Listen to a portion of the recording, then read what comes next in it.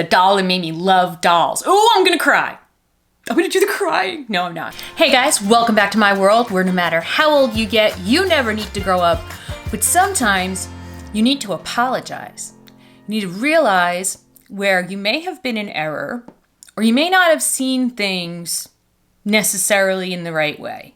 And where maybe you might have shortchanged someone or something because you were looking at it, only from your point of view.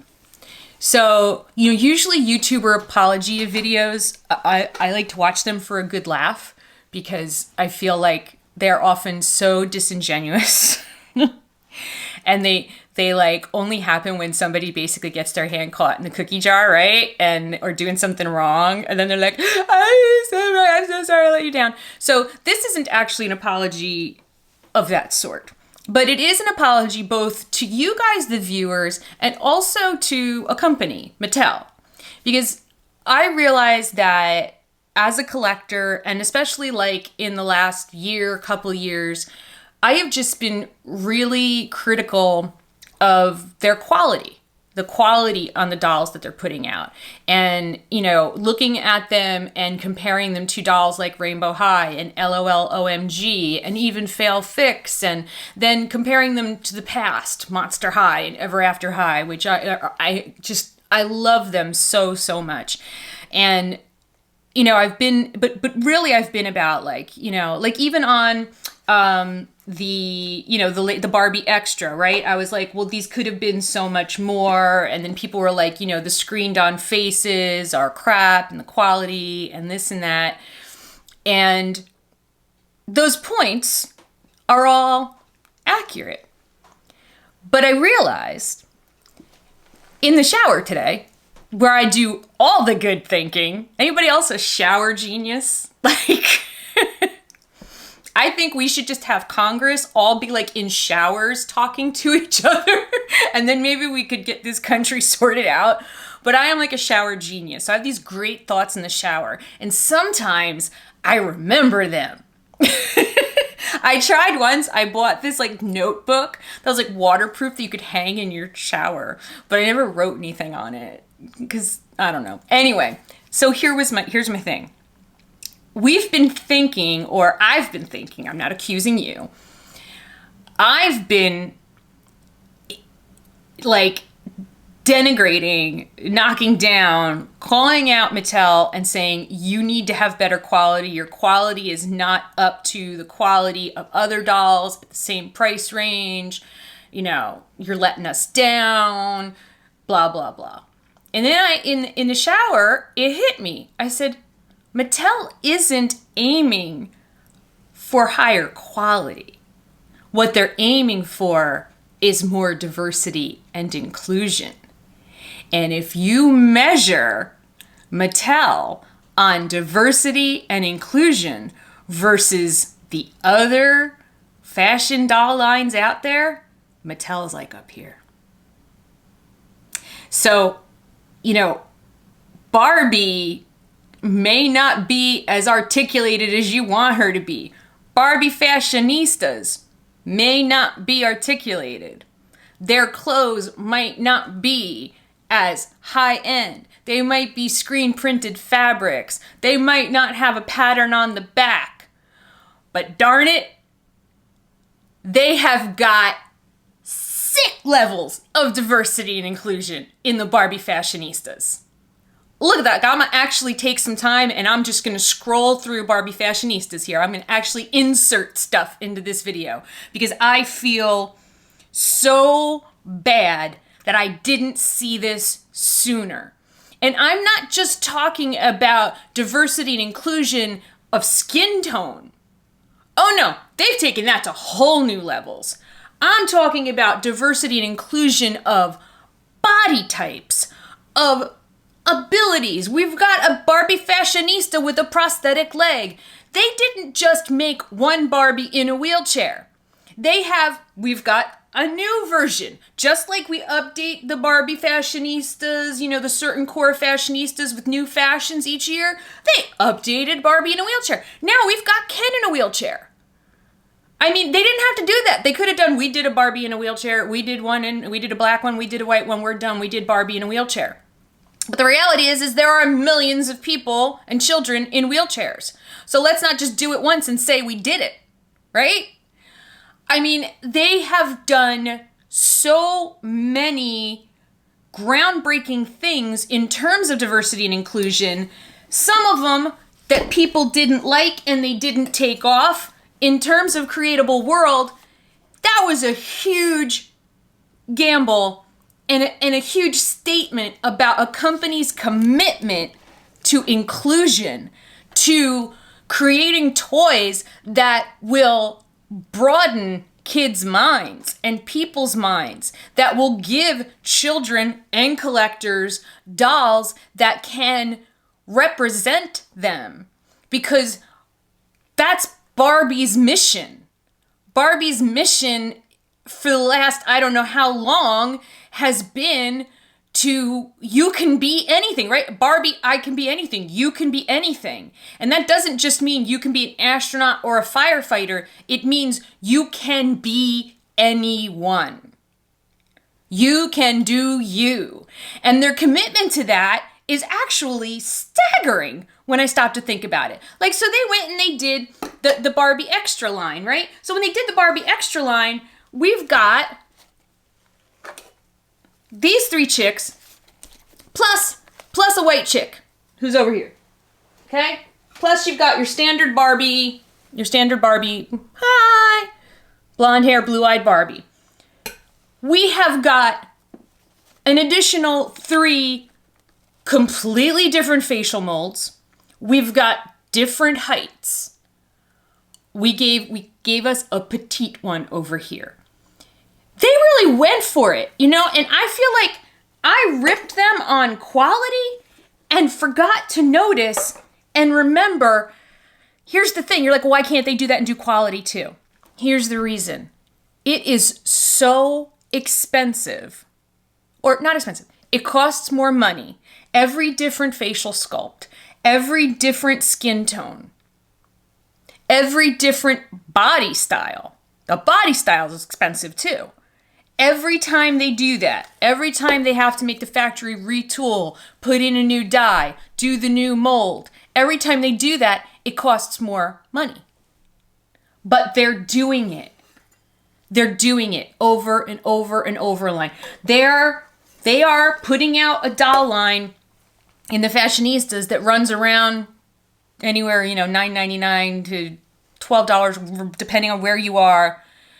They're putting out a line where they are trying to create a doll that looks like every single person. Like, they are trying to hit every possible combination in that.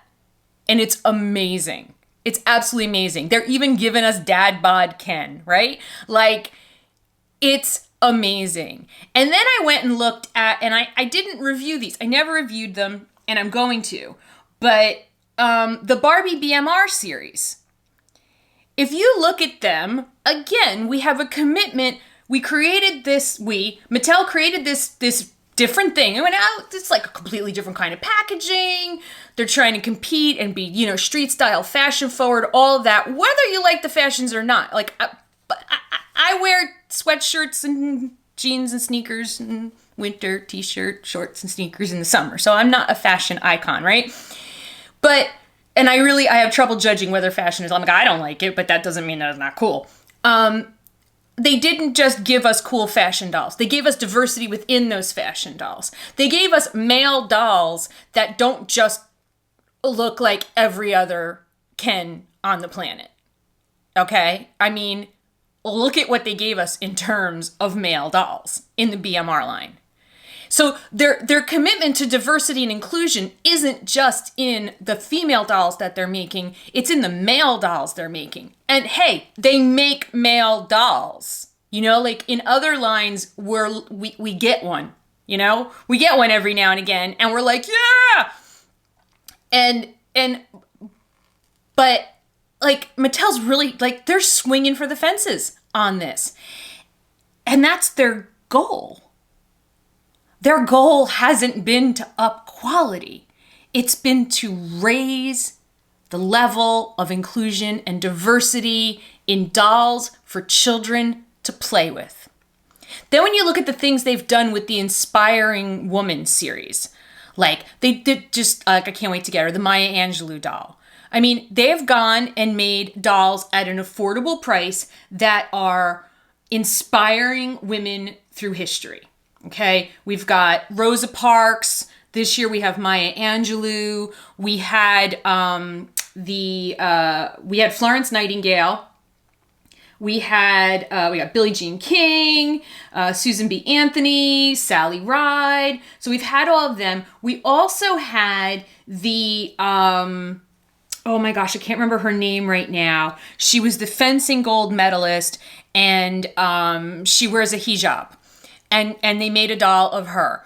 I mean, like, that's amazing. You know, what they're doing is absolutely amazing to me.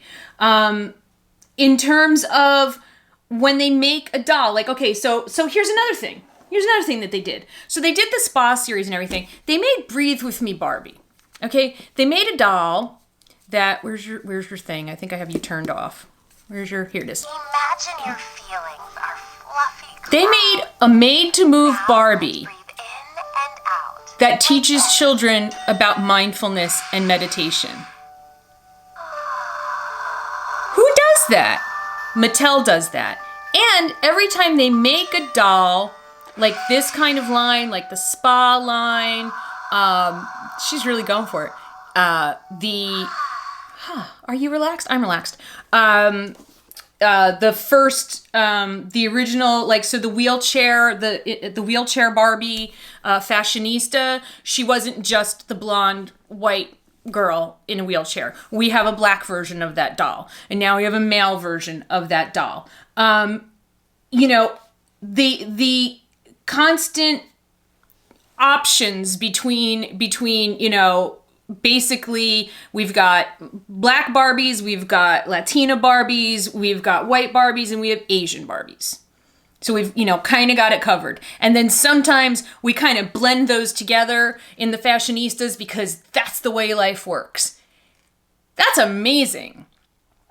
And I've been over here complaining about, like, screen printed stuff and not printing on the back of the fabric, and these fashions aren't fancy enough, and we want more articulation, but they've created made to move Barbies. Okay? If we want the articulation, it's there, right? You know, the BMR Barbies, super articulated. But the fashionistas aren't intended to be articulated high quality dolls. They're intended to be, a child can go into a store and look at a rack of Barbies, and I just hit a doll and said sorry to it, because I do that, and look at a rack and say, that one looks like me. Also, they can see, like, oh, this one's cool. Doesn't look anything like them. That one's cool.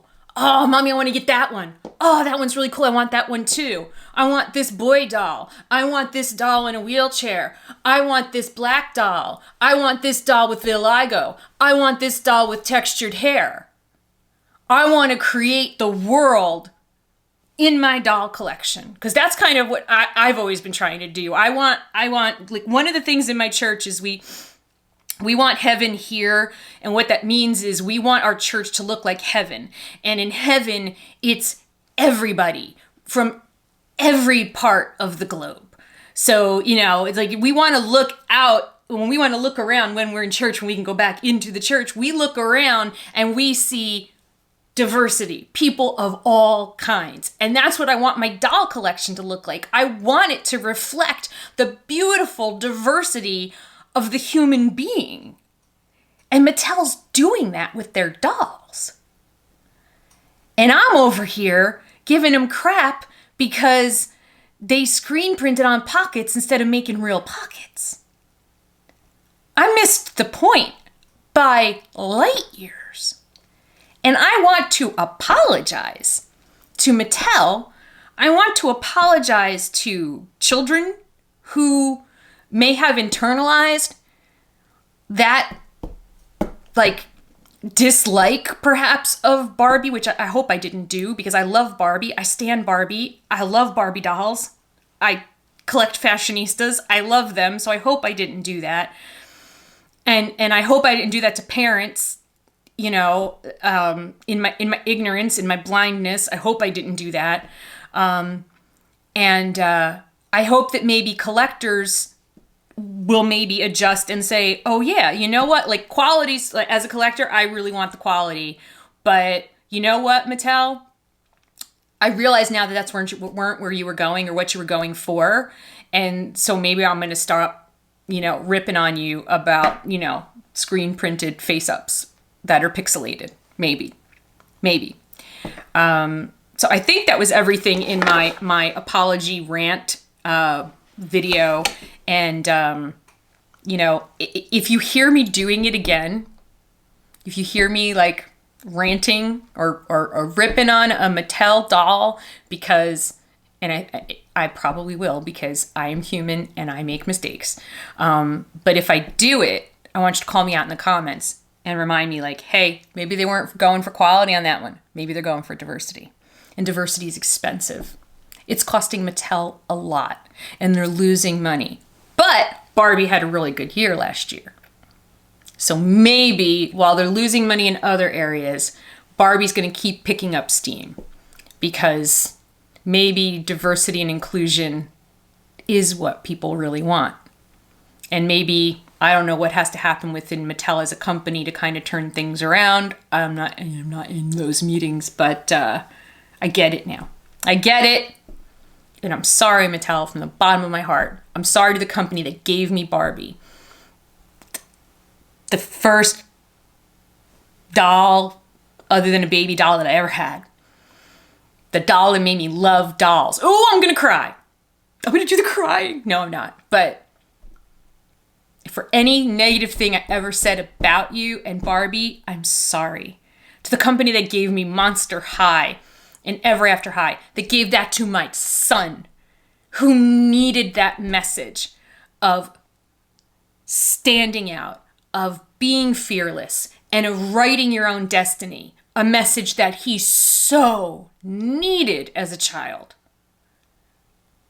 I'm sorry, and I am so grateful to you for just moving forward with this commitment, for not backing down, and for watching other people out there and other doll lines get all the kudos, and you're sticking to your guns.